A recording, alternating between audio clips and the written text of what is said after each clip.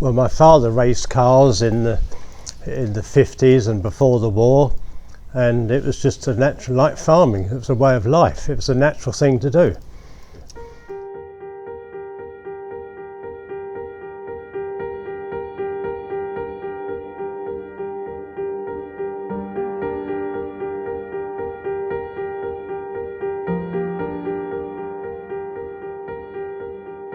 And so how do you, as a 16-year-old boy, you've decided you want a Bentley, which firstly is quite surreal in 1950. Yeah. How do you go about buying a Bentley at the age of 16? Well, my first one cost me £265, which I bought it off my father, and when I left school he gave me a very small wage and 2 sows. And two pigs. 2 pigs, right, okay. Yeah. And I saved my money and bought this first Bentley off my father, got my brother to drive it until I passed my driving test. Yeah. And then I went as a spectator to Silverstone, walked around the car park where you saw lots of racing cars and Bentleys, and I saw one that appealed to me. Yeah. So I sat on the step all day until the owner came along. And I said, how much do you want for this 8-litre Bentley, a 2-seater, very powerful car? Oh, he said, £250. I said, oh, I can't afford that. So I said, let's go and have a cup of tea. Yeah. So he said, well, what could you afford? I said, £200. Yes. So he said, right, done. So he slapped my hand like that. Deal was done. He delivered the next day.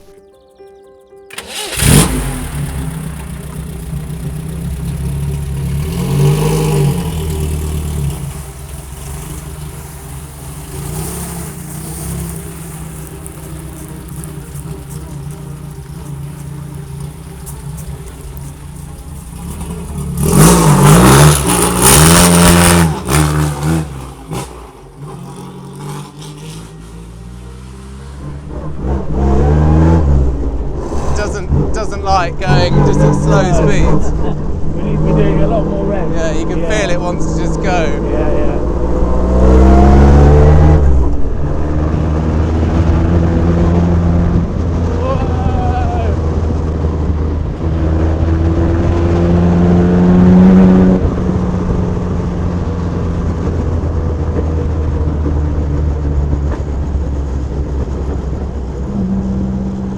Yeah, my great-grandfather, he had Maseratis, had the Pacey Hassan.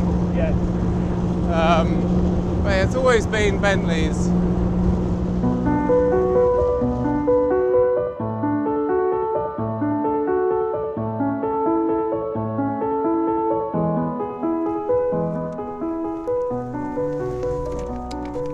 So my granddad's first car was a 3-litre Bentley, very similar to this one, and he still uses this daily. I mean, he's 86 years old now.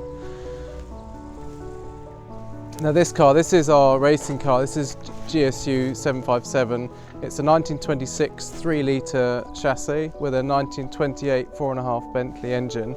So they put a much bigger engine in this car purely for racing. This is our racing car, and this gets used quite regularly. This is a 9-foot chassis, so they didn't actually make very many of these. And this has had many guises. I know to begin with this was a saloon car, had a big body on it. So now it's a 2-seater aluminium racing car. This had a pretty big accident in 2015, so since then we've had to rebuild it. It's all original parts. Just took a lot to get it back to how it is now. So many of today's cars are wealthy investors buy them. They're not racing people. No. Normally racing, you're brought up with it. Yes. And they put them in a garage. It's their property. Nobody sees it. You don't hear it. That's a shame. That's it. Whatever it's you buy, never it the needs same. to be out. Yeah. And to hear one of these is so. It's to see a static, in a museum is not the same.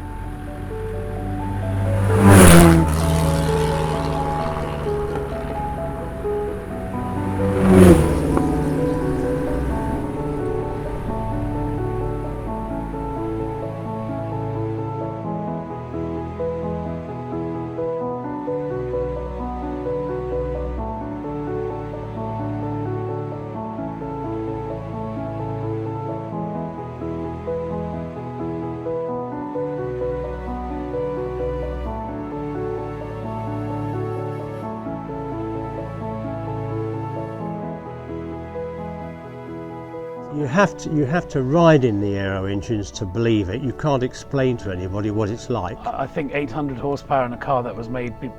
Well, some will go up to 1500 horsepower. Well, I'd rather not, thank you. Yeah. It's all right. You scare the feel hell out of gentle me. with them. You know what you're up to. Yeah. You know. You feel it. It's like flying a Spitfire. You fly it by the seat of your pants.